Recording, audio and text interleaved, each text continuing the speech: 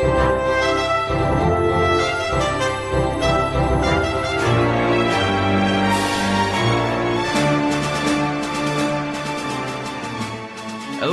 I'm only going to ask this once. Are there any exhaust ports that go directly to the main reactor on this new Death Star? Because that was a huge error last time, and I do not want it blown up again by some lucky torpedo. No, sir. No exhaust ports this time. Completely new design. Excellent. Yes, this time there is an even larger opening. So large, an entire ship can fit through. What?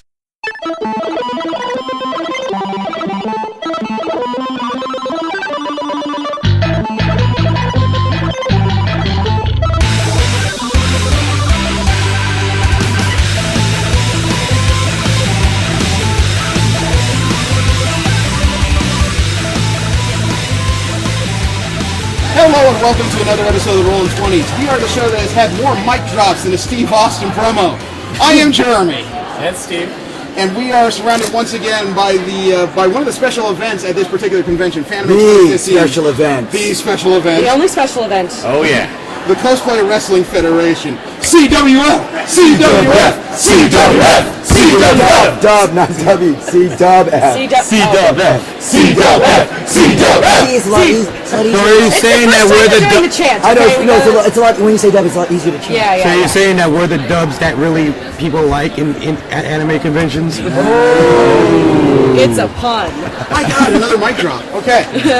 But we are here because we, actually, I just took part in another show. I tried something different, and it went beautiful. He nearly won. He got over it. So good. You know, unfortunately, it's the same case as what happened last year. I have intense stage fright, so as soon as I hear music, something turns off, and I don't remember much of anything. I'll be dead honest. So you're like Bruce Banner? Yeah. No. Just about, because I got my brain back, and then your photographer shows me one of the stills he took. And there's literally one of me throwing my arms wide, laughing at the ceiling from here up. And I just said, holy fuck. Yeah, you were not alone in that, though. Like, I also had intense stage fright, even though it was, like, my second time.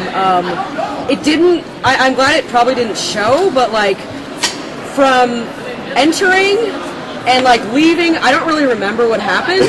Like, I got to the back after I was done, and I'm like, how long did I go? Were people cheering? I couldn't hear anything. Maybe we should rewind a bit and see what the hell is going on. I was about to say, because I'm sure people who have heard the last CWF show have just heard a female voice and are completely confused. Oh, no! They exist. First of all, the two event organizers and founders of the CWF, G is back. Alright, G, play Mr. Hiki. And then we have Kevin as... This is Kevin, this is Asla, Shaded Decree. See, I remember this time. And we have, believe it or not, a brand new set of competitors sitting around the table for once. A lot of new faces. Yeah. First of all, we have the lady you just heard. Go ahead and introduce yourself. My name is Rachel. On Tumblr, I am not your waifu. And, which is real fun to tell people. I play Heather Mason from Silent Hill 3. And this is your second show. This is my second show, yes.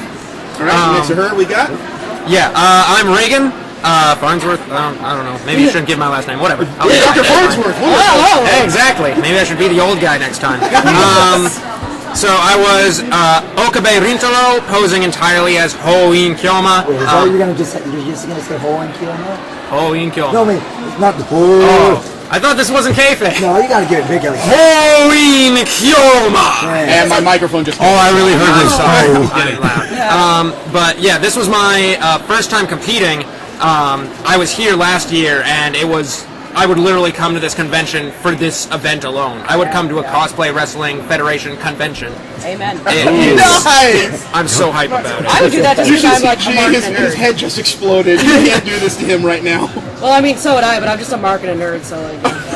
All right, we also have another new competitor at the table. Hi there, my name is Wendell Lack. I'm actually, I went by I actually started off in SAC Anime at the Blackout show as Mr. Wendell, but tried to see if I can change it up, and I came in as K. Steelix, the Pokemon enthusiast for the CWF at Fanime too. Fight, Steelix, fight! Fight, Steelix, fight! Fight, Steelix, fight! And Crush dreams! I get to say for the second time, we now have the reigning CWF champion sitting at the table. Give us your real name and give us what you did. My name is Efren, and I was Little Mac for this, returning to Fanimania.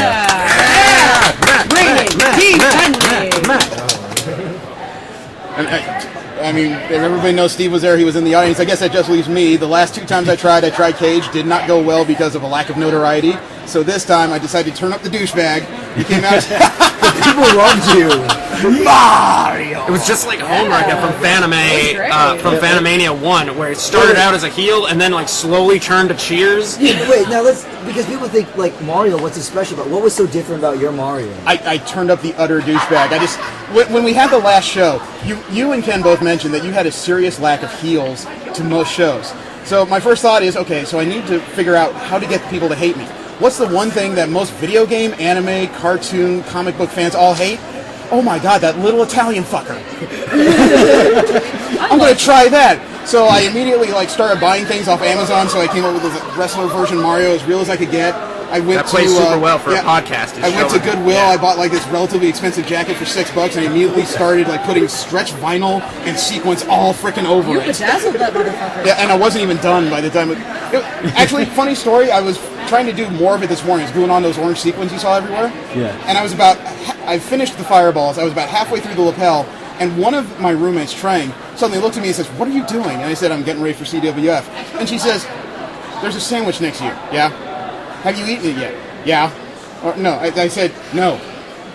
And she just says, "Move over. Your assistant is taking over." She plugs in a hot glue gun and starts going insane on the jacket. So I'm sitting there watching her just going, "You're good." Keep going. You're way better than I am. You know, seeing you from the back, I actually thought you were like a pimp Mario or something. You're throwing coins all over the place. That was super I actually have to thank you. I was expecting to see a bunch of peaches next to you. I actually have to thank you guys because I've been to different conventions as Luke Cage. Comic book conventions. I've been to anime conventions as Bates Armstrong for Dead or Alive. This evening is easily 5 times as many photos as I have had in my fucking lifetime. I was getting in I was coming down the elevator with all this podcast equipment, and as soon as I got in, I started talking to somebody. I had half of my stuff off, and I had somebody yell at the back of my head, "Mario!" Thanks. You got an iconic look. You gotta find this one guy.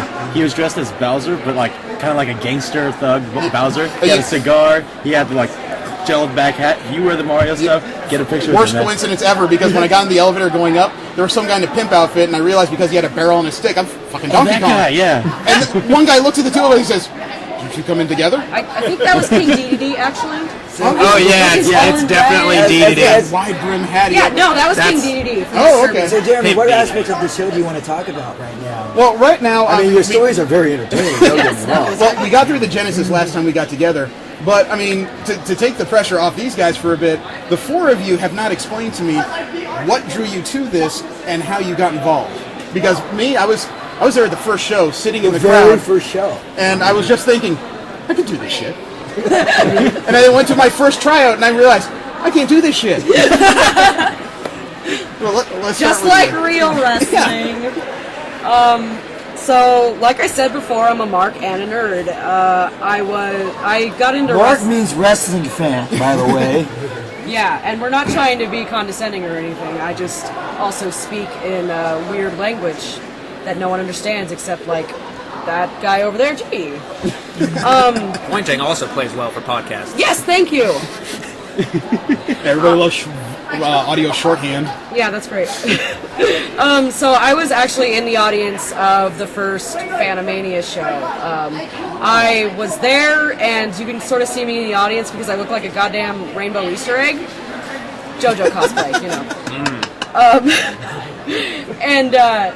So I saw this, having watched wrestling, and I'm like, this is pretty much still everything I like, just without the punching. And Because wrestling isn't wrestling. no. Although we came very dangerously close to a little bit of punching. Yeah, no. I almost stabbed him with a fork. Closer every show. Yeah. Stories and stories. So other than that, I thought, what do I like about wrestling? I really like Dean Ambrose, and I watch way too much video of him. So I thought, I could try doing sort of his gimmick with a character I like, which is Heather Mason from Silent Hill 3, who, I don't know, I think she's awesome. No, that's great. It all came together, and here I am, just like blowing my voice out and yelling at all of my friends 3 times, pretty much every single other 10 minutes. Hey, remember where the show is? You got to come to my show. And they're like, you told us already. And I said, well, are you coming? They did come. Yes. Nice. All right. Your turn. Okay, so And if I don't say your name, don't be insulted. I'm awful with names. I will listen to this and go, oh, I right. am so I remember Rachel G. Efra. No, I'm blanking. Anyway, let's stop and go back to the beginning, the origin story. My brother and I, we go to Fanime like every year for the past like 5 years or so. We see Cosplay Wrestling Federation on the pocket guide, and we're like, what the fuck is this? Well, we need something to do to... I'm sorry, is swearing allowed here? Absolutely. Yeah, no, I heard Okay. explicit, and I'm like, fuck. All right, excellent. Like I told you guys, last show had ass eating. Fair point. Probably should have put that together. But, so we're like, what the fuck is this? Let's go kill some time before the black and white ball. So we show up, and we're sitting down pretty close to the front, and we're like, I don't know what this is. I don't know what's happening. It starts, and we're like, I don't know what this is. What's happening? And then we get Little Mac. Little Mac makes his debut as the first runner, and it was instantly awesome. Everything immediately clicked. It was like cheer so hard because God, Little Shane, Mac you're an is inspiration. bringing the hype. And it was just super cool. And so then we started, and we saw how like new this was. Like we went on Facebook, and it's like there are 50 likes or something like that. And so we immediately got into it. We got really into it because we were like, this needs more love.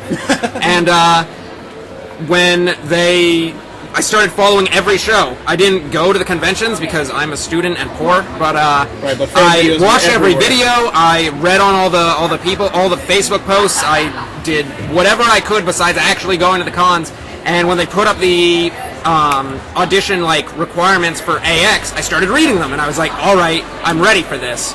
I can do Hoenn Kilma. It's a really easy cosplay.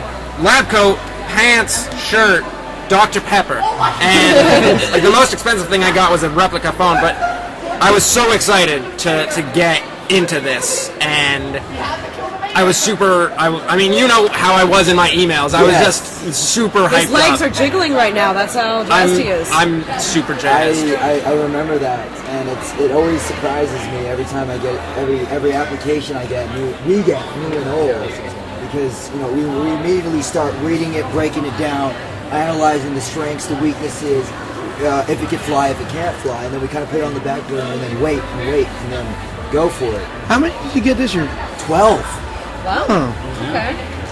All right. Oh, well, let's keep things spinning along because you are the next applicant here. Well, I actually was like, because I had seen what they did at Fanime, and they were going to do a show at SAC Anime Summer, and I was like, okay, I'll give it a shot. SAC Anime Summers, that show has a very special brand to it, because we didn't have a lot of, we knew SAC Anime Summer wasn't really big on an online presence, and people were there for guests, so we thought, let's just do this low key. And I was turned on to NXT, and I says, okay, we'll call it something else, and Kevin called it Blackout. Yeah. Blackout. And then, so SAC Anime, all we did was line up, and we'll pull you in. Actually, the day before, I was in my booty shorts with a sign I got from Target, kind of like our origins. Showing off those long legs. And I got a couple people do that. And when There are women that are afraid of your strut, man. So the way it was with SAC Anime, they weren't fighting for the belt. They were fighting against the gatekeeper, Blackout champion Matt from Digimon, and it was for the yen in the vault. And if you won the yen in the vault, you cash it in and you get yourself an automatic shot in round 2. Oh, okay. But whoever did well, we would always talk about putting them in the main show, like their application we would give them must be it. This was like, yeah, you're in. So that's how Wendell was. Wendell was in that SAC Anime Summer show. Yeah, I mean, I just got in that show. I was just like, okay, I don't have a gimmick. I mean, I'm just, you know what? I'm just a long-time fan of wrestling. Been watching wrestling since WrestleMania 3.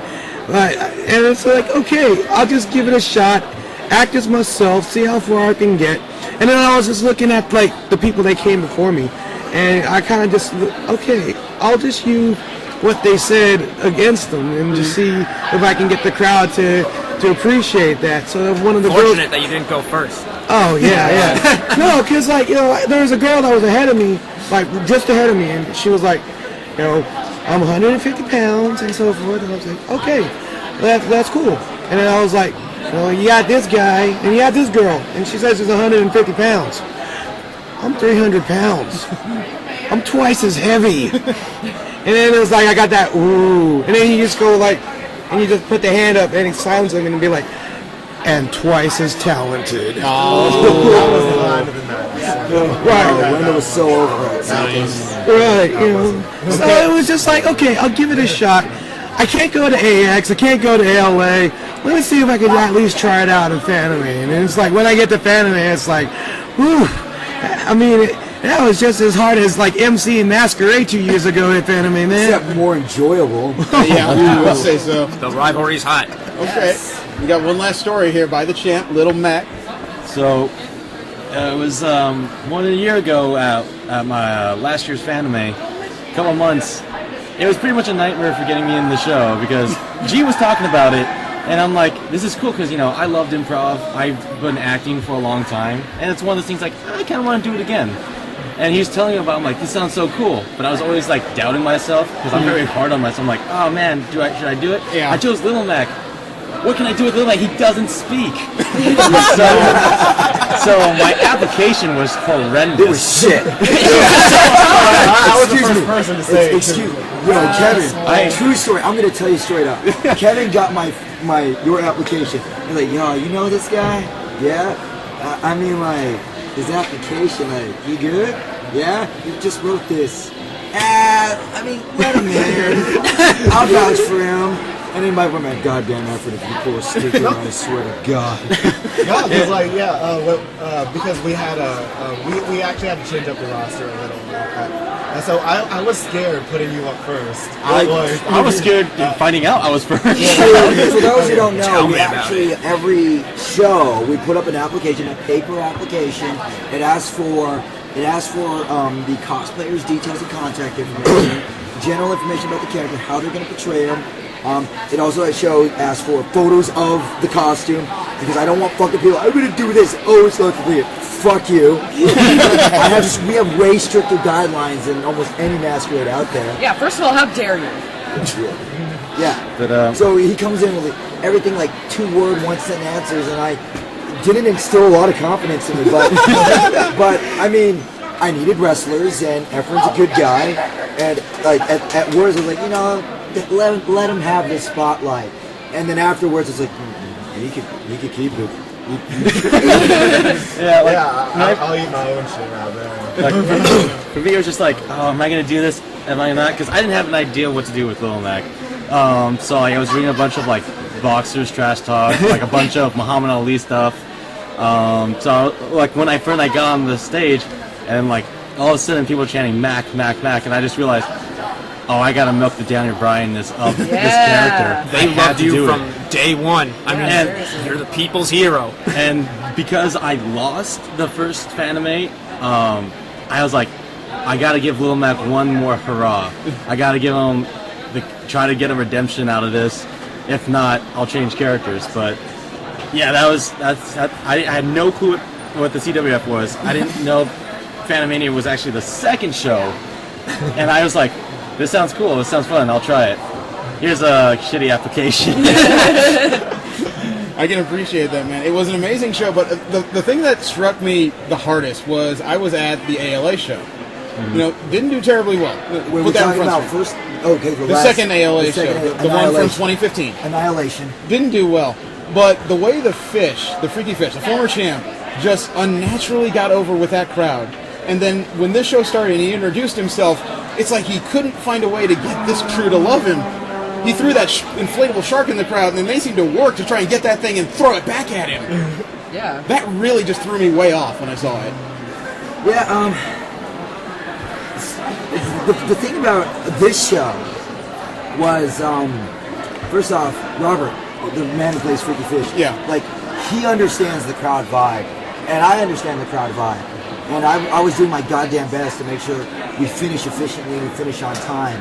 And like he understood. Like I went up to him and I looked him like through his fish mouth. And I looked at him like, because if you remember, he had that high pitched voice and he won through his zaniness, and the crowd loved him. Yeah. And the crowd just like before he even talked, hated him. I looked him dead in his face. It's like, yo, this crowd hates you. Be a heel. If you can't do the high pitched voice, go ahead and drop it. I don't care. Just focus on what you need to do. And goddamn, was he a heel? Oh yeah. They love to hate him. Yeah. So I don't know how effective it was, but I was really doing my best to communicate the crowd's words to the wrestlers and tell them what they needed to do. Yeah, I think they picked it up. Yeah. It took me a couple of tries, but I think I finally got somewhere. Yeah, I got. What anything that you're curious about with this show? Anything? You guys? Any questions? You guys are the behind the scenes ones, like all of you. I gotta say, all y'all were like in long ass conversations with me.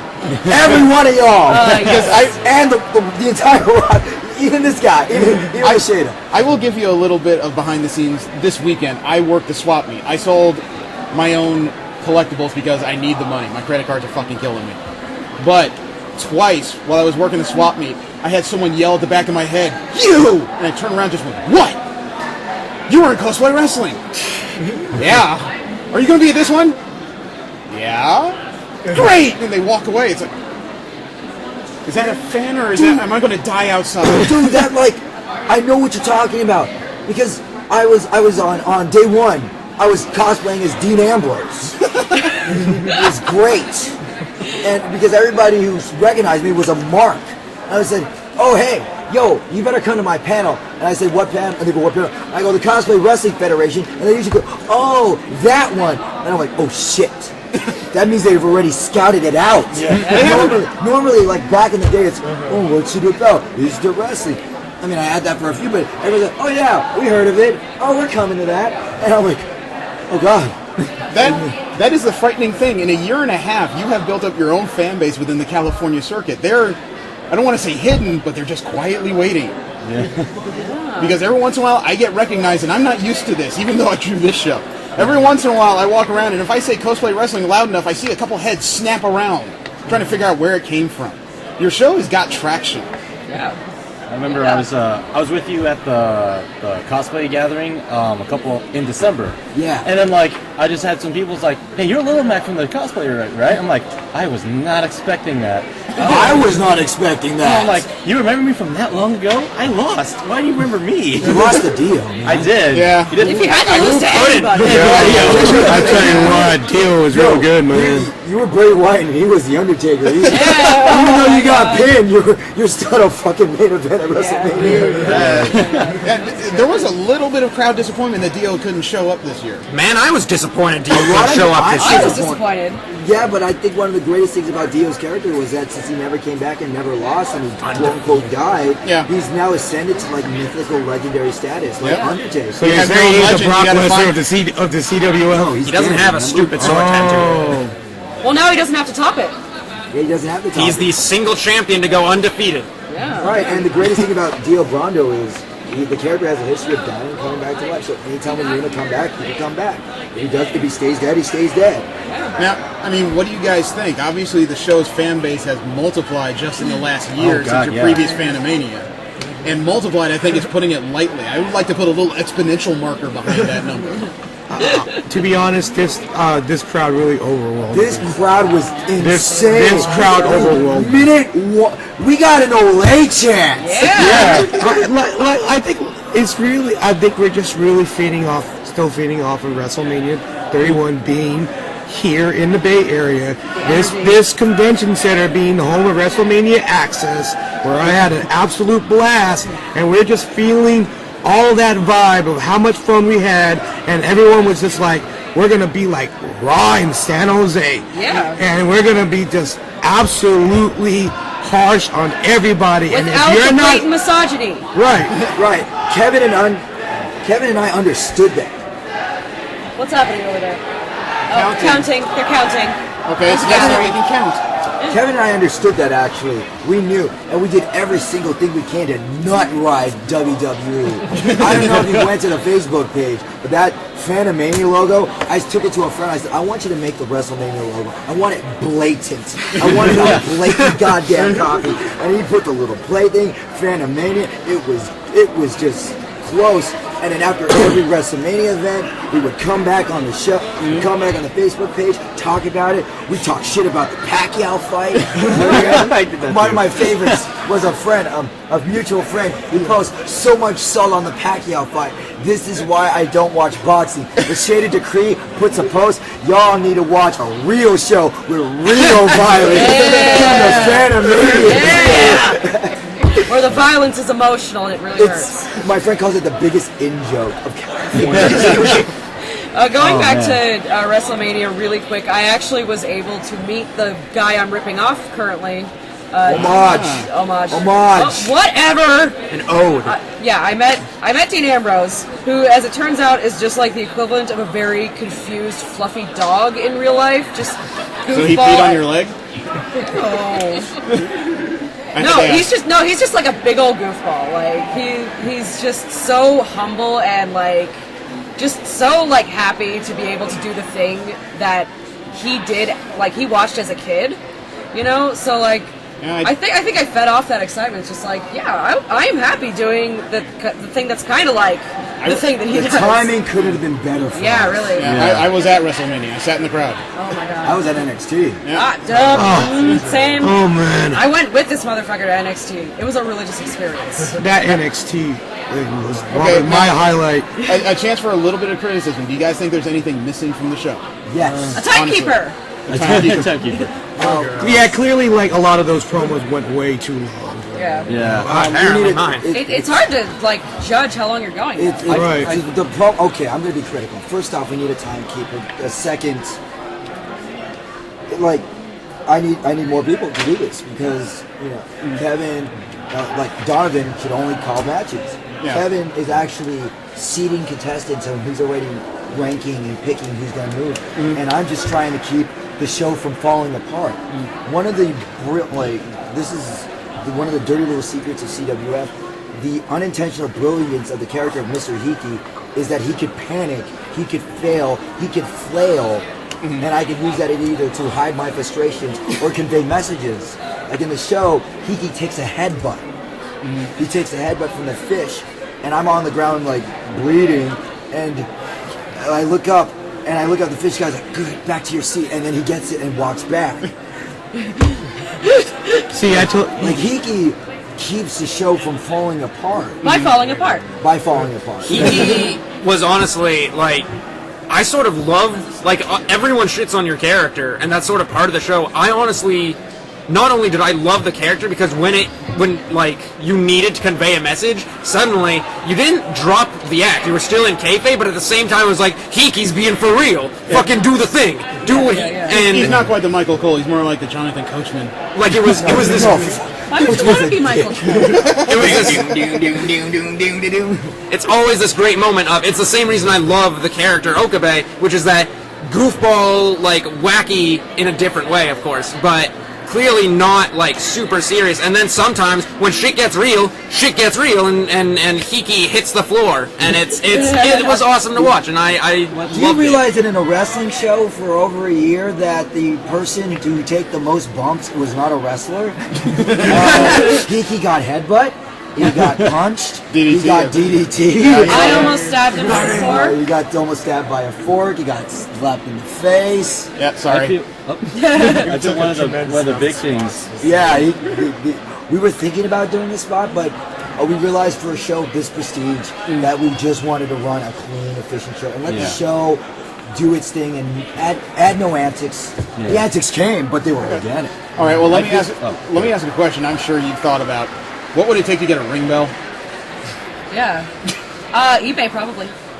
Amazon Prime that shit. They might be a little pricey. Because I'm a little surprised I have not heard 3 dings every time you guys try to introduce somebody. Isn't there just like a phone app you can use on that? There is, because if you have the boxer timer, like if you say, hey, you got this much minutes, or if that's the case, just like say, all right, 30 seconds, we'll just wait. Ding, ding, ding. Or just like have a timer off where the audience can't see it and the wrestler I can. just need another staff. Cause Yeah, exactly.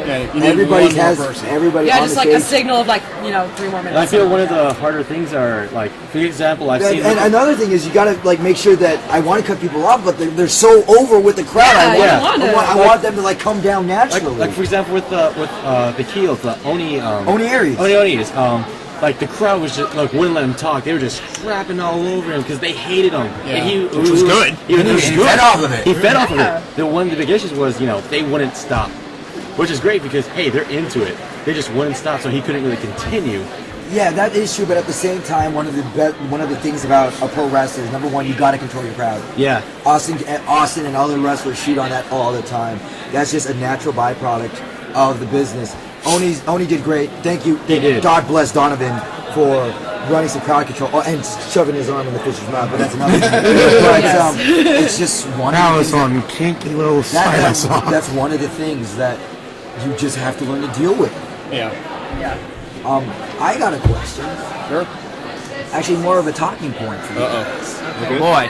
Now, we all know how you guys created your characters, but how do you describe the developmental process with running your ideas with us? And like, how did that interaction You know go? what? We've talked about how we feel and how the performers feel about the performance, but we never see how, like, the back and forth and how the ideas were formed. So I kind of want to hear that from you guys. To be honest, I really took a lot of what we talked about through a messenger to heart, because it was just like, obviously what I was always getting from what you put in the original application was, we're not trying to emulate a wrestler that is already wrestling, whether it be past, present, or present. It's trying to create a character that is inspired by certain wrestlers, but to make it your own person, add your personality to it, and then ramp that up to the extreme, because obviously those are the type of characters that really appeal to the audience. So I really try to take that to heart and try to see if I could probably take what the inspiration, make it my own, and then build from there. Yeah, this is something very important to listen to, Yeah. listeners, because a lot of people want to enter the CWF, and this is the process. We get the applications, and believe it or not, Kevin and I, he came with Shada, we individually talk to every wrestler back and forth. Oh yeah. They do that. I can say that over the year and a half I have tried to, or actually year, I have tried to win something through the show. A couple times G has talked to me, and I've taken it as well as I can, but between my stage fright and just my own pig-headedness, some of it flew in one ear and out the other. Over the last 4 months, when I was sure what I was doing, I listened to every conversation, and I tried to adapt it as well as I could, try and funnel it through this oversized melon. That's very recognizable, apparently. And it finally took, and at the same time, I tried really hard to bring out like every little personality aspect that I know I despise in myself, and let it run the house. Yeah. For me, speaking, like, I view every time I talk to G about the CWF, I pick it as a learning experience, because he will criticize, don't do that because, this, or, might be a good idea, you might want to try it. Like, it's just ideas being fed off, and just, honestly, listen, because, after talking about what happened during the first anime, like, reason why I lost and stuff like that, I'm like, okay, I gotta make sure, like, little tips and tricks that will probably boost you in, to get to the further rounds, to get the audience to love you, and to, try to fight the most you can. That is the confusing key point of the show, because no matter how well developed your character is, if you don't understand crowd interaction at all, you're boned. Yeah. If I could speak on that point really quick, that was really what killed me in the first show, other than overwriting myself. I wrote 2 pages of a speech, forgot all of it. Yeah, she did. And then I had to read it. Yeah. And then I forgot about it. Motherfucker! No, it's so I could judge you fairly. Yeah, no, I understand. The salt is only half real. And still delicious. Oh, Jesus. But, so really, I really got lost in myself. I sort of, thought too much about, emulating the character of Dean Ambrose and John Moxley. I got really into just trying to imitate the speaking style and the mannerisms rather than actually sort of making it real for myself. That was really what G told me was like the most important thing I needed to focus on was make it real. Don't write it, make it real for yourself. And so that I really think I did way better. Like this time, I kind of wrote down bullet points rather than like a speech. But the funny thing was when it got to the semifinals, you could almost see the 5 people that were chosen were they were eager to eat each other. You know, especially as you introduced us one by one, it seemed like each of us were trying to just kick it up to a different level with strange little motions and animations down front without even doing the mic. Yeah. You know, I remember you announced me first, and I was just standing there laughing. I just poured a glass of sparkling cider, and I was standing there with the glass, and I'm like sipping it. And then you guys announced that JoJo is the next semifinalist. He comes down, he plays the crowd. I see him, and I stick out my hand for a shake, and as soon as he reaches for it, I just pull it away and start laughing, and the crowd suddenly went bananas. Yeah, that and was then the great. third person they announced was you. You come down, she immediately grabs the glass out of my hand and starts chugging it, and the crowd they lost their shit. That was it. That's another thing I ripped off of Dean Ambrose. He did it on Raw like the other week, you know. What about you, Okabe? So I was super confident, at least in the character. Like I sent in the application, Okabe, Hoin Kyome is the king of kayfabe. I knew. When I read that line, I was like, this motherfucker did his homework. Kevin, wait, you're gonna love this one. I was like, really? Stein's like, oh shit! Yeah! Better not suck. King of kayfabe. Oh shit! How long do I have to wait to tell this guy he's in?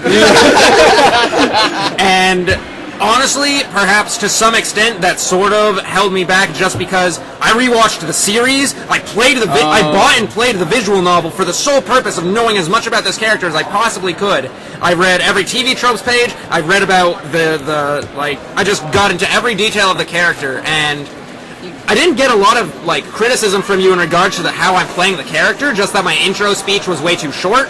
And that the song was wrong. I gave you direction just because I didn't see you perform. I've seen these guys perform. Yeah. You always go off of your second performance. Yeah. And there's things now that I could help critique on, and I'll say that often since our podcast. Yeah, and I mean, I'm not complaining that I didn't get enough help from you. My point was more that Lost the forest for the trees a little bit. Yeah, I got help from I got advice and stuff from I don't know his name, but the big actual pro wrestler who was security. Security. Yeah. Yes. And he was giving me advice, and he was like, "Be goofy, and the crowd will love it." And I heard it, but I just couldn't do it, and it was because I'm in love with the character.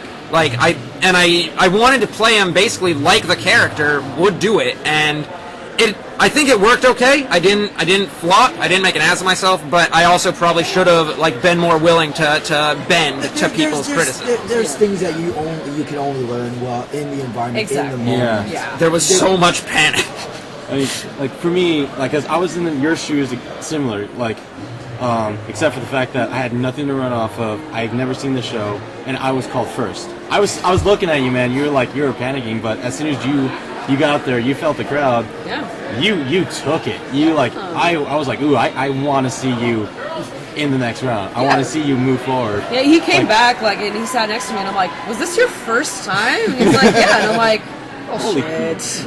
I also find it very weird that you just took my advice straight for face value when I have none of if I have any credentials doing this.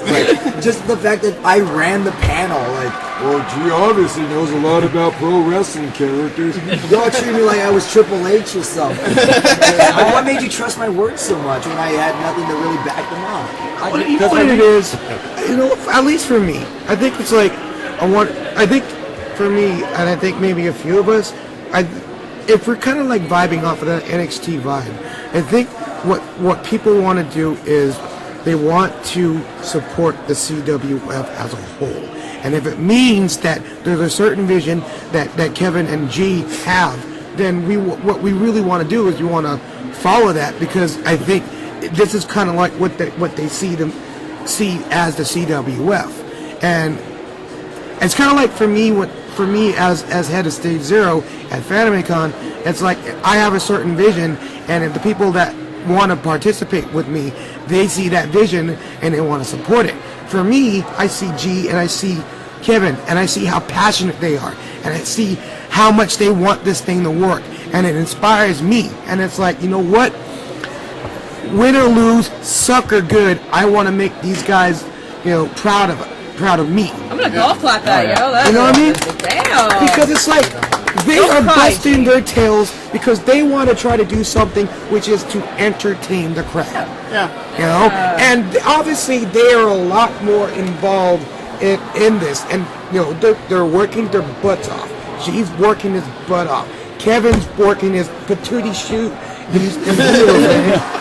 Shoot, I'm glad I don't have to wear heels. Goodness gracious. But you can see how much they're putting into this, and it drives you to be like, hey, I'm gonna be a company guy because that's quote what's best for business. Oh, you just turned heel. I have to say, I feel your notes should be mandatory because, I'll be honest, if I didn't follow anything you said based off last show to this show, I honestly don't believe I would have been champion.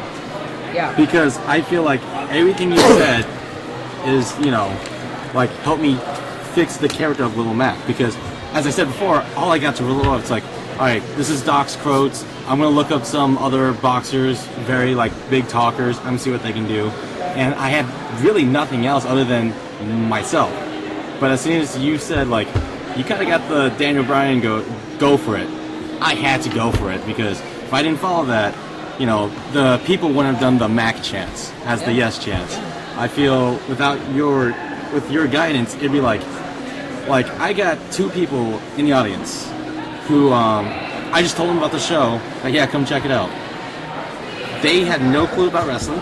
They had no clue about any of it, but they were the two biggest fans. They ran out when I was trying to go to the entrance, do a selfie. They took a selfie with me and all right, cool. Yeah, Tyler Breeze. Yeah. They also were the biggest Mac chanters. That's why, when we were trying to do the votes, I ran to them, to the seat behind them, stand on it, and try to get it going, because everyone I knew was on the other side. I'm like, I can't run that far. For those listening, I didn't phrase the question so I could just have my ego padded. Because you're without your guidance, I just wanted to give this as insight for the other wrestlers because I don't have any booking experience and stuff. I was just going off of my gut. And Kevin's the most critical motherfucker I know. It's honestly, take the advice. If anyone says hey, maybe try this, try that, go for it. So you can't go further with your character if you don't change it. And now it says half post reaction show, half tips and tricks of entering the CWF. The insider's knowledge here at Mission Are Star we not Pocket. doing this for publicity or what? No, Well, it's not just that. I mean, like I said, I had trouble following your notes before, but after the last show we did, I had the advantage of recorded hindsight. After I was done laughing my balls off at the last show, I started to actually listen to half the things you said because it wasn't just the advice, it was the fact that you would recognize that my stage fright was overriding my entire freaking brain. You seem to have pointed out a couple mannerisms I had not even keyed into about myself because I was scared utterly shitless. And I know that because the seat smelled when I left it. Ew. But at the same time, it's like, okay, I need So to go. those weren't Naruto DVDs? Oh! It was fish scales, okay?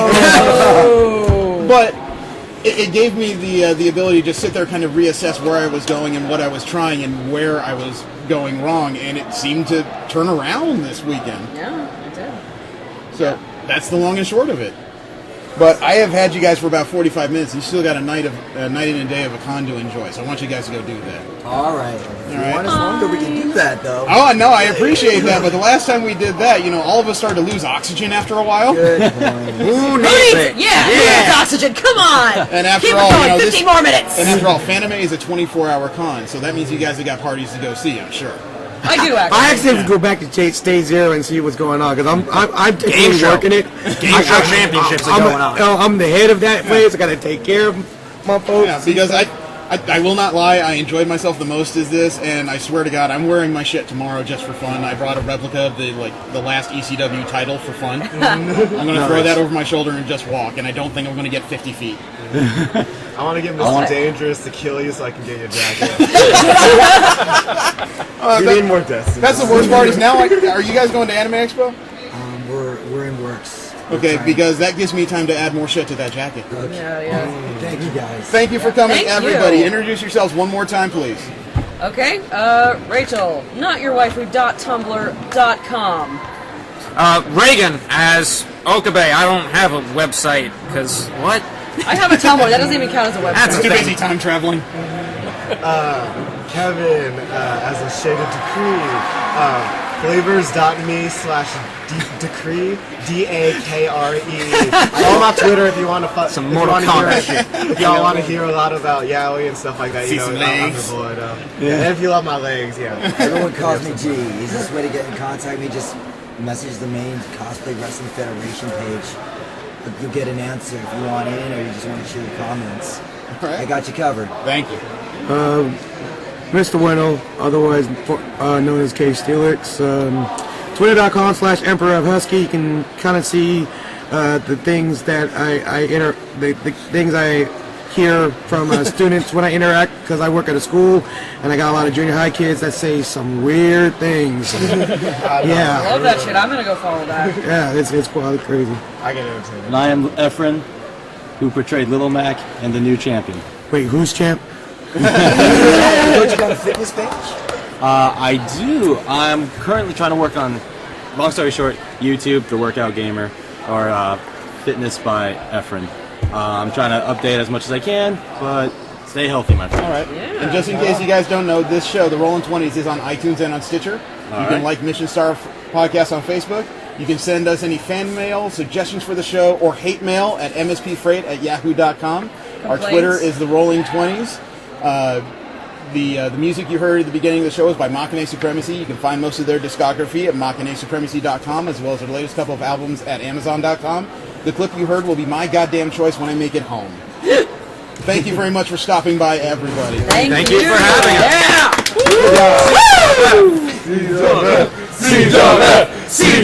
Actually, before you guys crawl away, can I impart one story I heard while we were taking pictures outside? Please. Go for it. There were a couple people who actually stopped during the Cosplay Wrestling Federation outside the building because they heard a shitload of chanting from outside on the street and All right. wanted to know what happened. What You happened guys is were- we blew the roof off the place. Almost literally. It did. So you guys enjoy He the just blew the coffee off the table. Oh God! Oh, sure shit! I'm sorry. I'm sorry. Well, enjoy your evening, check guys. my white Thank you mocha. very much. Thank you. Thank you. I need to stop slamming tables. All right, take it easy, man. Every time we record with the Cosplay Wrestling Federation, we don't really have a show. We just kind of let them run. It's the easiest way to do it. Oh God, yeah. So we are actually here at the hub on night 3 of Fanime, and we still need to talk a little bit about what's going on because this one has been a very serious mixed bag. You know, I haven't really stepped out of the hotel room all that much. So you're true to form. Yeah, true to form, true to form. Honestly, the thing that was the biggest disappointment to me was the fact that they had all the panels over at the Fairmont because, you know, I'm not a big panel goer, but they actually had a couple that I thought sounded interesting, but it was like, okay, I'm a dumbass. I didn't fucking check the weather, even though that they have, you know, the ability to do that stuff. And it's been pretty chilly out here, windy and everything else. And I came in t-shirts and no jacket, but Yeah, would you say the right word for the weather this weekend's been inconsistent? definitely. It was sunny, then it was cloudy, then it was looking like it was going to rain, then all of a sudden gusty. it was windy. Oh man, it was crazy. Yeah. But overall, I think it did pretty well, you know, as far as not raining, so that at least we didn't have that issue. But I have been in the same boat as you because ever since I read the schedule and found out the vast majority of the panels have been at the Fairmont, I ran into the problem of usually panels are moderately interesting to me. It's something that if I have a curiosity, usually I find a way to carve out an hour and go to one, or maybe an hour and a half. But because of the decentralized nature of Fanime and holding all the panels at a hotel about 3/4 of a mile away by foot, all of a sudden all that curiosity is meaningless because I'm not going to go to something I'm half-hearted in just to walk 10 minutes away from the convention and hope it's interesting. Because no matter what happens, I lose an hour. yeah, well, and that's the other issue is that it doesn't even take you 10 minutes to walk over there because of the severe overcrowding. Yeah. And with the way that the intersection is set up, it takes so long just to get across 2 streets if you don't leave a half hour early, you're not going to be in time for the. You're not going to be in time for the panel itself. So, yeah, it was inconvenient having the panel. Okay, the reason why we have this odd little blank spot is because a friend of ours has shown up, and we asked her to sit down. She is shy. She may not speak a whole lot, but she's a lovable little individual. This is my friend Elise. Actually, I should say our friend Elise. Yes. And she's had a weekend as well. We were just talking about the panels and how they're moved over to the Fairmont, and we ran into trouble with that because I don't want to say it killed our curiosity, but it meant that we didn't feel like feeding it because of the distance involved. Yeah, like there was a panel I wanted to go to tonight. Was it worth the effort? Not really. Yeah, she's talking about cosplay wrestling. No, I'm kidding. No, yeah, it made it really hard. And the other thing that's really struck me about this year, and granted, I missed 2014, the crowd seems almost unmanageable. Yeah. It was huge. I mean, it comparing this convention to WonderCon, I think they're somewhat similar in size. I'd say so. Yeah. And crowds are. This kind of reminds me of Comic-Con compared to WonderCon because it's like you're in a sea of humanity like almost all the time. Yeah, it's really intense. It doesn't. It's almost a little intimidating. Yeah. And the rhythm of the con, maybe it's just the way Memorial Day's laid out, the rhythm seems a little effed up. There was a bunch of people who were definitely leaving the hotel as of day 3 of a 4-day con. Right. You mentioned that's probably because a lot of these people have retail jobs and don't have Monday off inherently like a lot of 9-to-5ers do. Well, either that or they possibly just thought it was going to be easier to leave today rather than dealing with traffic tomorrow. That could be. That's why I like my schedule of leaving the day after everything ends because it's closer to normal than anything else that's going to happen. Right. But there was... Well, I don't really... I mean, other than CWF tonight, which I was, a little biased about going to see, I finally made it to one. Yeah. But I don't really think... I mean, there were no other huge events going on tonight other than... Well, I take that back. There was the Black and White Ball. Oh, the Masquerade was tonight, too. We ran right up against the Masquerade in CWF. Oh... No, and he ran right up against the Black and White Ball, too. Yeah. Okay, so the Black and White Ball and the Masquerade were apparently scheduled against each other. That seems a little bit of a scheduling conflict. Yeah. But, I don't know. I like being backstage ALA, seeing the Masquerade that way, but honestly, since I'm not a cosplayer, going to see Masquerade, not really my big thing. Yeah. So, but it does seem like today... Well, I don't know. It just seemed like even just the beginning of the con was like, after the first day, it was just like, damn, is this weekend over already? I know. I've been exhausted since day 0. It's been amazing. Now, this is the first time we've seen the new expansion building. How do you think of their usage of it? Because Fanime, up until 2013, had a horrible reputation as being the registration of death. Registration this time, I have to give them full props for, other than the fact that once they realized that there was going to be no line, they should have done something with the line. I saw them literally tell people that cut through some of the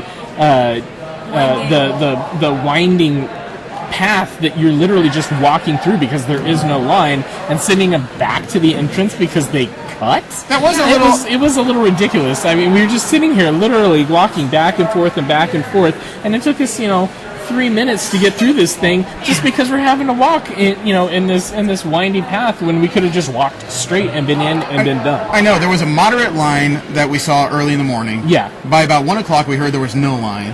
About 3 o'clock was when I went down to get my badge, and I ran into the same thing. All those tapes were still up, even though nobody was waiting, really.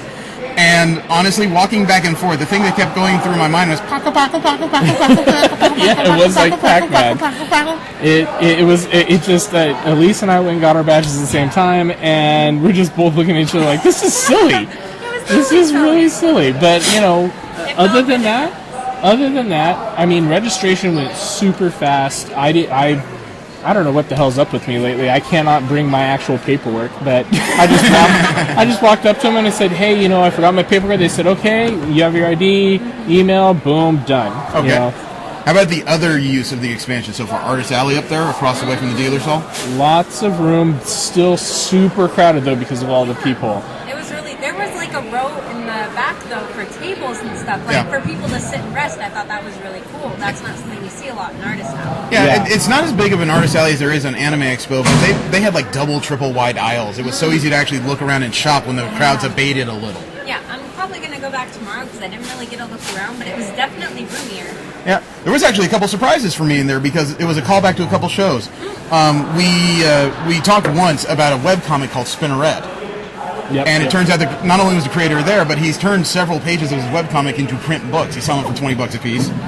And then just, 4 weeks ago, we talked about a guy who makes replica Destiny weapons. And you saw him. I went through there, but like I said, it was super crowded, and I was just kind of wandering. But. Yeah, he had a Hawk Moon and a hand cannon and a couple other things just sitting there on the table, easy to pick up. And he actually invited me to pick up the difference between his plastic molds and his resin molds.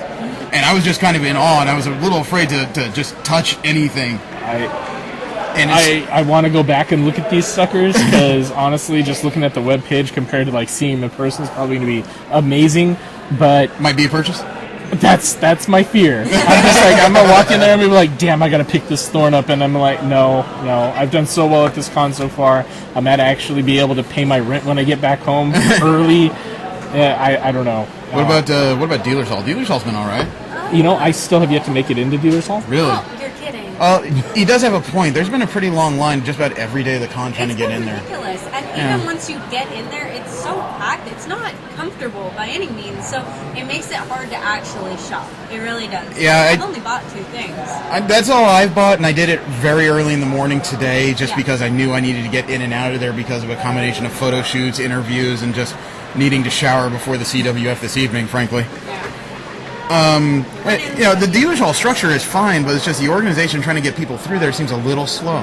Yeah, it's hard to deal with because Fanime has been around for a long time. They know how this thing works, but they're still struggling with that. Like, they know they need a lot of space, and they know they need to maintain a good flow, but they aren't. Well, organization still seems to be a major problem out here, and I know everybody is trying, but just going to Music Fest last night with Back On playing, interesting concert. However, I got 3 sets of rules before and during the concert about where I could take media photos. When I first met the guy that was supposed to lead media, he gave me 1 set of rules. 5 minutes later, the head of media came over for Music Fest and gave me a 2nd set of rules, which were similar to the first but minor changes. Halfway through the concert, a 3rd person talked to me and gave me a different set of rules, and I had to repeat to her the 2nd set of rules. And then she just said, I'm going to let you go for now, but I'm going to double check, as if that's supposed to scare me into leaving. Yeah, were they contradictory, like, to a noticeable degree? They tried to add, like, an additional 5 to 7 foot bubble from what I already had, which would have changed the entire dynamic of my photos. Yeah. And I left not long afterwards simply because I was the last photographer and I was down to 5 shots left in my digital camera. So it was time for me to go either way. I almost felt like sitting there just to see if she came back, frankly.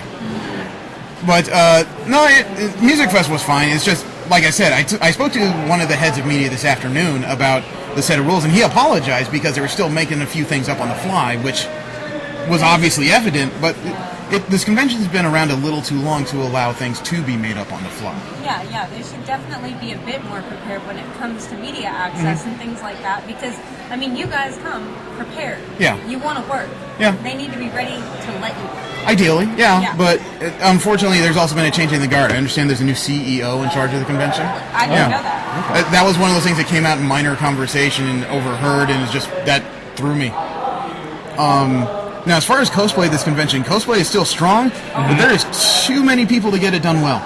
It's true. To be honest, and it doesn't seem like, like most conventions you go to, they've got groups, and they've got designated areas where they're going to be meeting, and I saw a little bit of that, but when I was just walking around, I'm seeing, I don't know if they were just impromptu gatherings, but it was like different groups were like mixing and merging with each other, and everybody's trying to get photos, and it was like, that was almost, I'd say 40% of the crowd was just, people trying to stop and take pictures, and it's just all out in front of the convention center, and then in the area that we're in the hub, it was all over the place. And the hub was supposed to be like one of the gatherings for these photo ops and whatnot. They even had a stage built up for them and everything.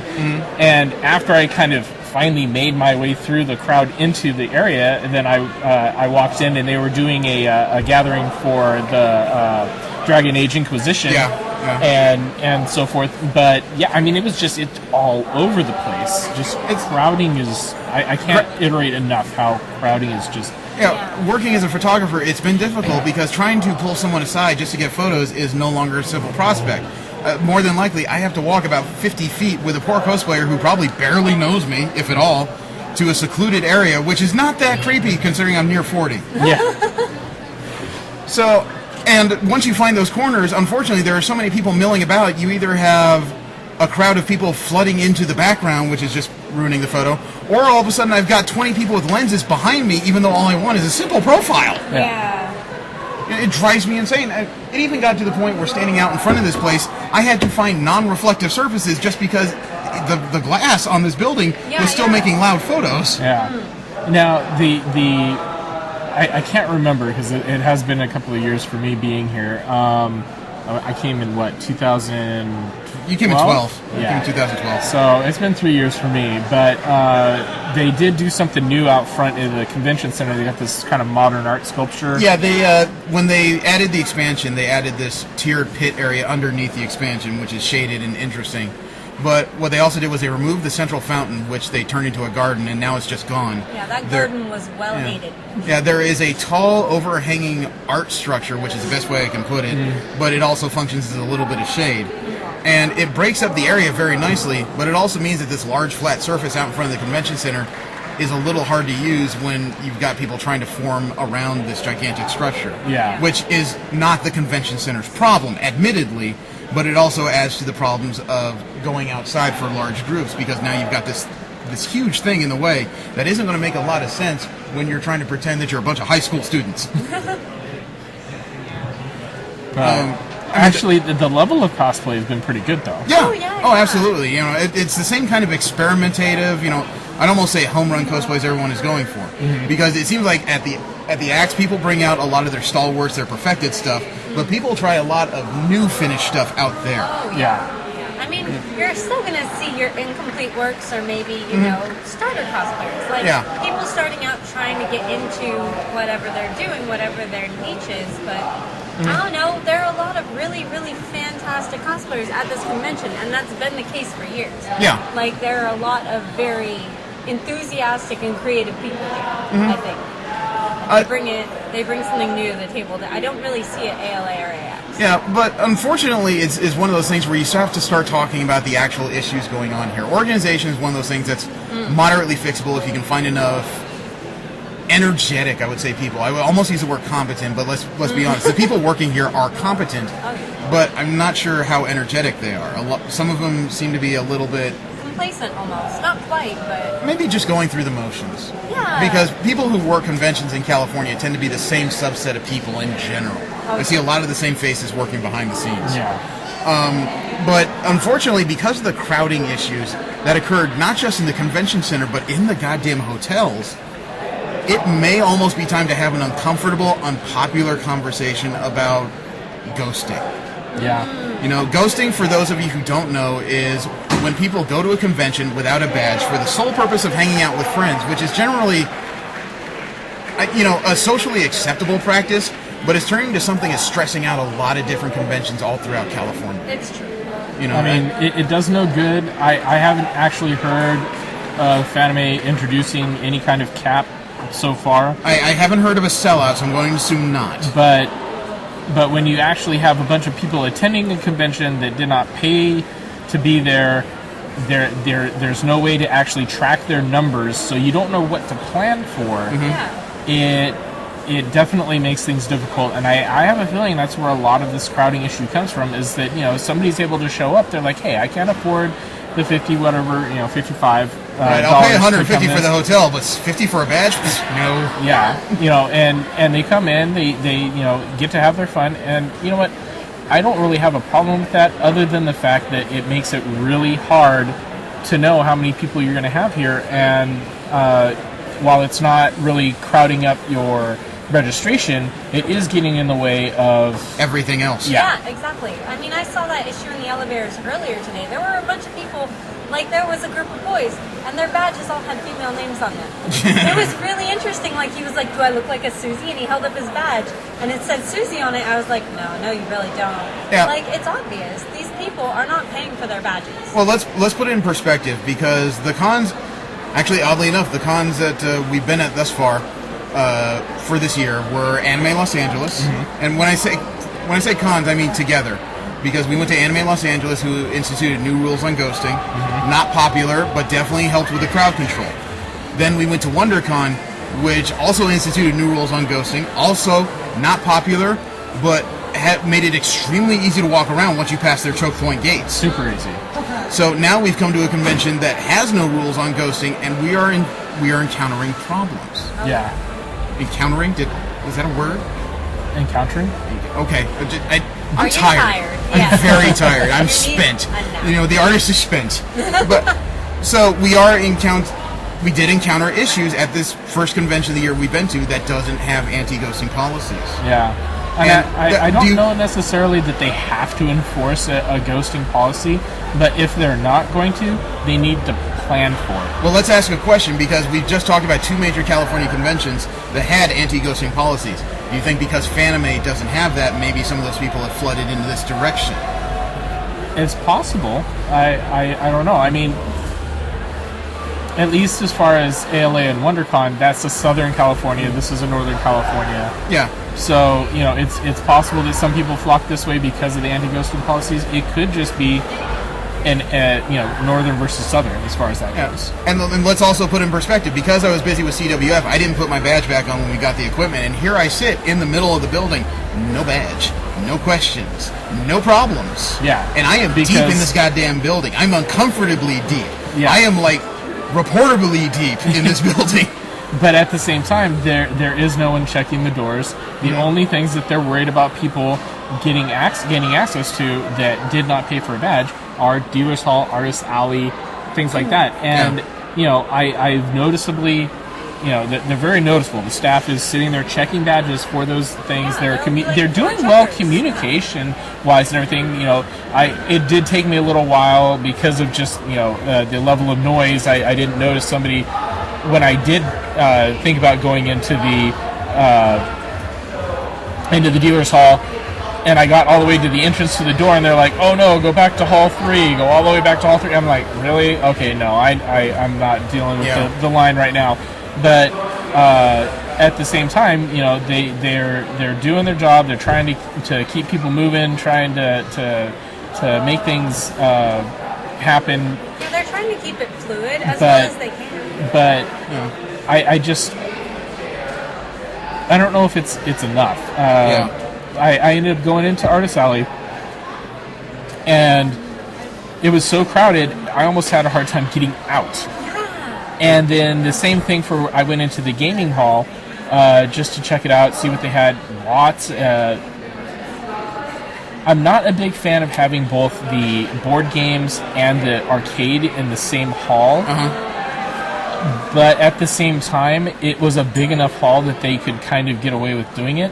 Yeah. But I went to leave, and I had to actually kind of look around for the exit there too. I don't really think they were very well marked. Yeah. I suppose is my complaint there. But let's make sure they do get their due, though, because their line control, even though it's been frustratingly long, they do actually have really good line control here. Right. When I went up to the dealer's hall this morning, there was a line that was coming from around the front door in front of that big number 3 sign. It ran into the entrance of the entertainment hall, around the circumference of it, so it didn't interfere with anything going on, and then they had the usual back and forth columns outside there. So anybody waiting for the dealer's hall was not stuck in the weather. Oh, that's really great. I That didn't was know all indoors. That was very nice. Yeah. However, being told that I have to go to the end of the super long line, even though all it is a dealer's hall, and no disrespect to vendors or people putting together conventions, but it's not exactly unique. It's No. really- No. So It's the same you know, being told I had to go to the end of the line, that was frustrating. And the only reason I went to the end of the line was because, frankly, I am highly confident that if I go anywhere tomorrow, it's going to be for the dealer's hall for about 10 minutes, and I'm done there entirely. Yeah. I mean, I've made no bones before. You know, I don't go to conventions to spend a lot of money. I just can't afford it right now. Yeah. A lot of people can. Yeah, I'm mainly going to see people that I don't see on a regular basis, hang out. Yeah. You know, which is why I spend a lot of time in the hotel room. I avoid temptations. I avoid spending money. Well, cons have evolved. I mean, it used to be that they were big commercial spots because this used to be the only way That you you could could get do your it. collectibles. You know, Yeah. all this direct import shit from Japan that your parents have barely heard of and don't want you to own, but you can go get them. Yeah. Right. Regardless of your age. And Nowadays, Now we you have log into so many. Amazon and, you know, you're hooked up right there. In fact, Yeah. you're probably getting, sadly enough, better deals on certain It's true. items. Yeah. Absolutely. It's very true. likely. Like, if you actually go into the dealer's hall, you find an item you like, and then you check Amazon, chances are, even with shipping, you will be paying less. Yeah. It's ridiculous. And then you come here, you're paying for badge, hotel. Conventions are expensive. Yeah. So you want to get the best deals possible when you're shopping. And that's not always the case in the dealer's hall. Right, but I think that's the shifting nature of conventions. They're no longer commercial events anymore. They're turned to largely social events. Yes. You know, this is the age of the selfie. This is the age of social media. Is it more important that you bought a rare collectible or that you were seen on 18 websites over the course of a weekend? Oh, yeah. You know, usually if you ask people of a certain generation, which is this one, you already know the answer. Yeah. Yeah. And cosplayers are thriving on social media. It's a really big Yeah, deal. cosplayers have become their own brand of celebrity. They have, and I mean, there have been TV shows. I forgot what it was called, but my friend Ashley was on that cosplay. That Heroes show. of Cosplay thing? Yeah, We're I think sorry. So. It was really unfortunate. She, not Ashley, I forgot her name. Oh, well. She was like Nicole. I don't okay. know. Y'all have probably heard of her, but she's not the greatest, but she's incredibly popular, and it's all thanks to social media. Yeah. And it's insane how many fans these people accumulate over 1 year, 3 years, like depending on how long they've been around. Yeah, and how big boobs are. Yeah. Usually She's got figures that into going. it. Yeah. You know, and it's not that I'm sitting here trying to knock the convention at all, even though it sounds like we are It's still heading in that direction. fantastic. It's Yeah. just one of those things where if you Yeah. poke at it enough, you will find the weaknesses that need to be strengthened to make a better beast. Yeah. And I mean, conventions are still fantastic. They're Yeah. great fun and they're well worth the time and money, but they're just a different kind of fun. They're like a different experience than they were 5 years ago. Yeah, and it's one of those conversations I want to have on the Conover because, unfortunately, even with this incredible expansion, the San Jose McHenry Convention Center is a gorgeous freaking building. Oh, yeah. Even with the expansion, unfortunately, Fanime is bursting at the seams here. Yeah. You know, And- Rin tried to tell me that the convention has not outgrown the building. I think it outgrew it a couple of years ago. Absolutely. I haven't been since 2012, but honestly, I don't remember this issue then. So I would say... I don't remember you this know, issue in 2013. I was there. Yeah, so maybe starting last year, but this year definitely it's noticeable. I don't know if there's the ability to move. I can't really think off the top of my head any place that they could go that they would. Well, I mean, this is pretty well situated as far as the hotel situation. Having the main panels at the Fairmont is annoying, but I could see staying at the Fairmont and still attending the convention. It is a little bit out of the way to me. But But that's I not think what- it has the convenience of having all the food, Yeah. and that kind of you'd be a lot closer to that, not Okay. as close to the convention. You are absolutely right, and I agree with your points. However, it's planning your hotel is almost impossible around scheduling because the schedule didn't even come out until 3 days before the doors opened. Okay, Yeah, that that was is a a pain. big problem. Yeah. You really need to let people know.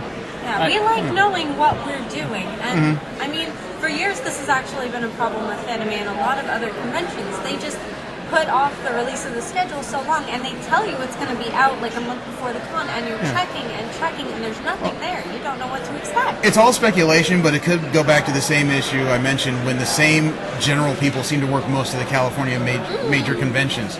Maybe they're stressed. Maybe they can't find the right people to back them up.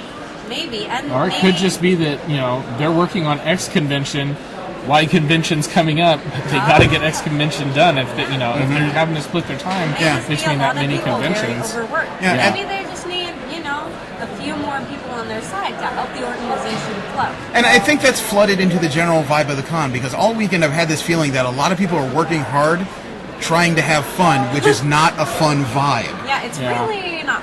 It's true, though. I'm definitely picking up on that from staff and as concourse. Yeah, and it's not like it's one party that's making an issue. It just seems like everybody is putting their heart and soul into it, and somehow they're just getting their heart back. Yeah, it's true. You know, and again, not hate. In general, I'm enjoying my weekend, but it's turning into one of those things where it's like going to Axe. The most enjoyable part of my weekend thus far has been sitting in my hotel room chatting with everyone. It's absolutely true. Yeah, and I mean, especially with all the panels at the Fairmont, it's almost just not even worth it unless you have a really solid interest. And even then, you kind of have to work up the motivation to go out into the wind and the cold to go see some people you're not sure you want to hear talking. And how likely is it you're going to go to something that you're half interested in if you have to wander away from everything else? Yeah, you have to wonder how many of these panels have had a solid attendance. You know, how many? I would like to ask. I will say though that I mean honestly, just the panel that I did just go to, the CWF, there was a lot of people. Yeah, but that was also the main ballroom there. Yeah. That was the biggest ballroom they had. That was probably one of the larger panels. Yeah, and we cover with CWF, they've spent the last year and a half building this weird underground following that is actually following them around from con to con. Yeah. I wish I had gone to a few more panels just to report on the attendance, but I have no idea how it went. I have no idea how many people actually went out of their way to attend these panels. Yeah, I overdid it. Between the swap meet late nights and the overscheduling on day 2 and 3, I have not made it out. And the only reason I made it to CWF is because I made a promise and I kept that gap in my schedule. Yeah, but that swap meet was awesome. That did very well. The attendance there was rocking. That actually I don't was know incredible. of any other convention that has a swap meet. ALA has does. one, but I think it's Do a they? bit smaller. It is much smaller. It's like a small. yeah, it's like a small half ballroom. Yeah. I can imagine. Yeah, they took the entirety of the South Hall, the expansion tent behind this building, and they put as many vendors in as it seems were willing to sign up. And it had a line as long as that goddamn tent waiting for it, wrapping back the other way. And it was awesome. There was an almost constant flow of people, and the crowd stayed pretty thick up until midnight. Yeah, it was awesome. That was actually a new experience for me because I've never had the feeling of being a vendor before. It was so much fun. Yeah, and as soon as I thought I tanked it was when people started buying my shit like crazy. You know, I upsold somebody. Oh yeah. She came by and she picked up my Ranma playing cards, which was like $3. That's all I wanted for them, and I paid like $12 back in the day for the damn things. And she just said, "That's great." And I said, "Are you a Ranma fan?" "Yeah." Suddenly I unfurled a wall scroll. "I have this. It's only another $8." You know, she handed over $8. And she just said, "That's great. Are you a fan?" "Yeah, I'm a fan. You know, I'm so much of a fan, I have this shampoo resin kit I haven't built. It's only $10, and she took that, too. It was so funny, the way her face lit up. I was there for that, and the second you unrolled that wall scroll, man, I knew she was whipping out her wallet. It was so funny. It was funny because awesome. she kept giving me bigger and bigger bills. It's like every time I gave her bills, I had to give her original bills back so she'd give me more money. Yeah, it was awesome. That was a good night, and we met a lot of really great fans, honestly. Yeah, there was a lot of nice people rolling through there, although it's a little bit disheartening to watch parts of my younger days just have to leave. Oh, yeah, that's the hard part. Yeah, I was selling some manga that I got back in elementary school, and it's kind of giving away your babies for... No, I've tried. I've tried, but nobody will take those little bastards. And actually, I came back from the swap meet. I think I came in with how many books? Did you say 40? You had 3 small tubs full of them. I didn't bother to count because you were so busy trying to work on those while I was putting all the big items up. Yeah. He had a lot more large figures, big ticket items. I had a few books, but I only came back with I have expensive 6. taste. You do. I only came back with 6. I mean, it was pretty good. There was always someone willing to at least look at your stuff. Yeah, I brought 9 boxes worth of stuff with me, and I have 1.5 left. Oh my god, we filled a van. I did the job. We filled a van. And the only things that didn't really sell were the comic book figures that just happened to be packed among all my big ticket items. I just put those out for color for frick's sake. And people bought those too. Yeah. Remember that one girl who walked up toward the end and she asked you, what kind of figure was it again? It was $20 and she asked if you could do 10 and you were so down and she was so happy. She was really excited about that. I don't remember which one precisely it was. I remember the moment, but I don't remember which. Actually, I think it was it my Fairchild? Maybe. It might have been my 12-inch Fairchild. I remember she was super excited. And when you actually said you'd go to 10, yeah. She was so happy. But it was also the end of the last night, and I'm just like, the less shit I have to carry, the better I feel. Yeah. I did that too. I gave so much stuff away. It's fine. But I mean, not bragging, and I brought stuff, and I expected to hopefully get about $400. I think I walked away with somewhere around $750. Yeah. I think you're underestimating it. I can only hope. It's one of those things where it is rough, and that's the other bad thing about working a swap meet is all of a sudden I have all this extra money. I could build this shit back up. Yeah, I am not an intelligent person. That is the hard part, because you're at a convention where you are encouraged to spend that money. You are encouraged to go to the Artist Alley, Dealers Hall. They want you to spend. Yep. But, yeah, I'm actually really proud of you for not going crazy with the money. I'm proud of me for not going crazy with the money. A lot of people are getting really good with their spending at these conventions. I only bought 2 figures just because it adds more color to my work desk. Yeah, and they're really, they were not expensive. What were they, 20 each? No, it was a total of $87 I paid for the 2. Oh, okay, because it was the Sword Art figure, and they look really, really good. They're the only reason it was even 87 was because the guy had to charge tax. He's a California vendor. Yeah. But they were definitely really, really good figures. They weren't. They're good. They're not extremely overpriced. detailed, but they're enough where you can definitely recognize the characters, and they don't have those weird dead eyes some of the newer figures have. I hate that. So that's why I don't even bother with figures anymore. At least they don't have avocado eyes. Yeah. Oh Jesus, that's gonna be a thing. Oh God. So it's been fun. My only regret, frankly, is that we've had a pretty good set of roommates, and I would like to have spent more time sitting down with all of them. Yeah, I'd have to agree on that one. There was a lot of time I spent wandering the halls looking for something to do. Yeah. But our room, every time I was in there, it was a blast. You know? Yeah. We got to give one quick shout out because there's been one person who, for some reason, has been like the beater to this little weird dough that's been building in our room, and that's Trang. Trang is the best. Yeah, our short little lesbian friend, man. She is the happiest person I have ever met. Lesbian? I asked by coincidence because she and I were the only ones that were up at 6 a.m. for no reason. Oh. And she will tell you she spent all weekend stalking girls. I had no idea. Yeah, she said she's That's been a massive surprise. she's She was been- talking about boys. She would actually say when I met her at random during a convention, I'm going to go this way and stalk babes. And it's like, what? When she said babes, I thought she was talking about the boys, but I'm so Yeah, happy she kept with saying, that. and every time I saw her take a picture, it was always of girls. So just this morning, I was sitting there typing away, trying to find questions to ask people for interviews. And I said, Trang, how well do I know you? And she says, I think pretty well. Okay, then I'm just going to ask, what's your preference? Girls. Okay. And she says, that's it. That's all I need to know. But she is just the happiest little individual I've ever seen at these things. She keeps buying me food. Don't feed a crack addict. That's not fair. But, every time I meet her, she puts her hand right in the crook of my arm and she walks around like just some kind of old married couple or something. She hugs you every time you walk into the room. It's super cute. She ninja'd me, dude. What? The first time I got into the dealer's hall, we met up with a couple extra people and there's 5 of us wandering around. And as I'm walking, just kind of turning my head in different directions, on my blind side, all of a sudden little fingers just work their way right into the crook of my arm. And my first thought is, wait! And it turns out it's just her. She just sidled up next to me and said, how you doing? I think I'm okay. I swear, I thought I was going to have a repeat of Anime Expo where Karina tackled me on the bed because it was every time she comes in the room, it's just Steve, I haven't seen you in a while. I know, and she's very, very huggy. She's very friendly, and she always kind of brightens up the room. It's great. She pushes it, and fortunately, she's going to be one of my roommates at Anime Expo, and she demanded to be in my room because she says, finally, someone else who's an early person. It's I know. Yeah, it's totally true. I noticed that you guys are always the first ones up. Yeah, no matter how exhausted we are, which is just pathetic. All right, but I think we don't have that problem. Yeah, but I think we've covered enough of the major bases of this con, and I'm sure Anthony's going to ask some direct questions when it comes to the con over. So I think it's a good place to leave it here and give people something to think about while they look for the con over. Yeah, I mean, to be honest, this convention was still a lot of fun. Yeah, not denying it's fun. It's just there are some major issues that need to be addressed. Yeah, for sure. I mean, I'd come again next year, but there are definitely things that I'd like to see change. Yeah, and I still have to give them props though because because all of their events, including the concert, all included in the $55. It's not axe syndrome. I have to give them props for that because Anime Expo is well known for charging overhead.